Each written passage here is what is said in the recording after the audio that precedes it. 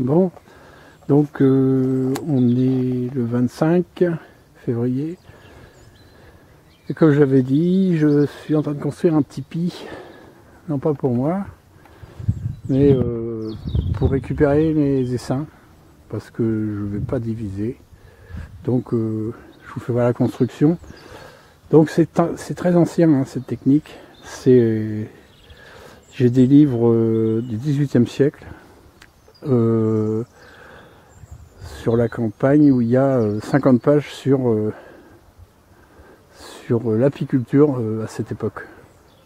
Alors évidemment, il n'y a pas le varroa, il n'y a pas le frelon asiatique, mais des techniques, des petits trucs qui peuvent être valables quand c'est mon cas. J'ai des ruches et quand on sait que quand l'essaimage est déclenché et qu'il y a une ruche qui jette, à cette époque-là, il disait qu'une ruche jetait, elle va environ à 5, 10 mètres, 15 mètres grand maximum. Et donc,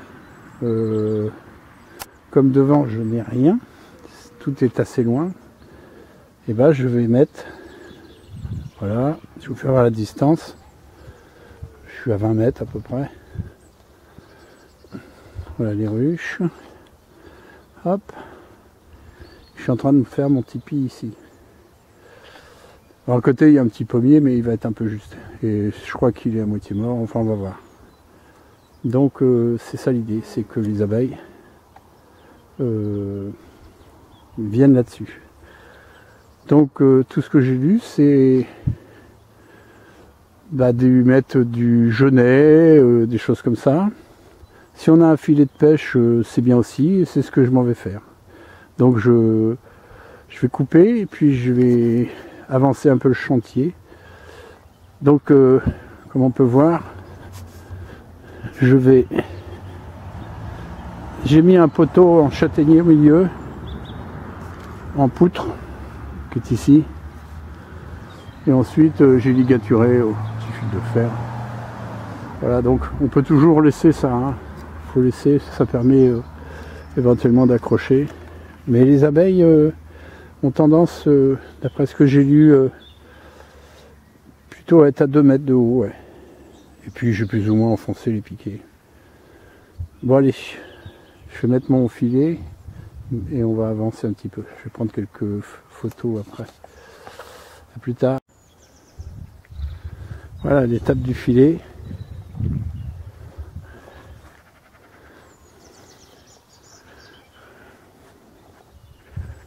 Hop.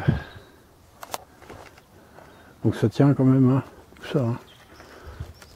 Voilà. Donc un filet de récup. Hein. Récupération. C'est un filet avec des mailles assez grosses. Si les genêts leur plaisent pas, ils peuvent s'accrocher là-dessus aussi. Bon, allez, je continue. Les genêts, des branchettes hein, aussi. Si on a des branchettes, ça c'est de la lavande. Donc je vais installer ça. Allez. Donc voilà.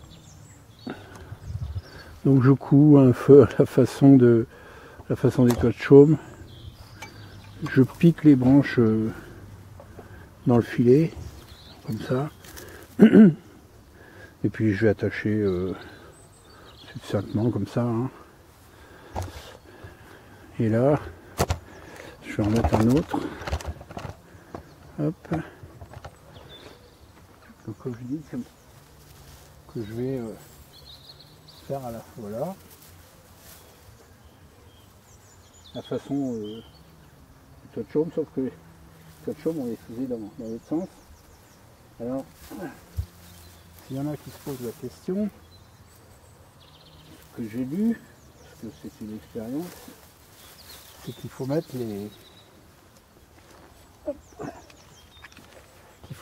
vers le haut.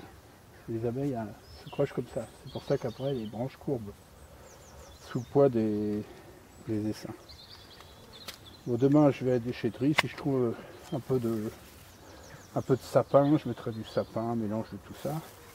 Donc voilà, l'idée c'est ça, hein. Une fois que c'est accroché là-dedans, on fait un petit truc. Voilà, vous avez compris le système. Hop.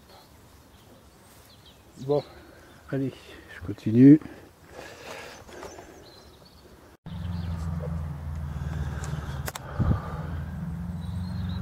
Voilà, bon. Donc je suis allé en déchetterie et j'ai récupéré du pain maritime, un peu de tout. Tout est attaché. J'ai gardé une entrée là.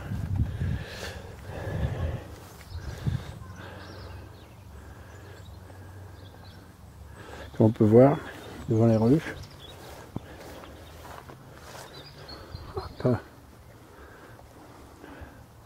Donc ça fait environ 2 mètres. Ah, j'ai le soleil. Désolé. Allez.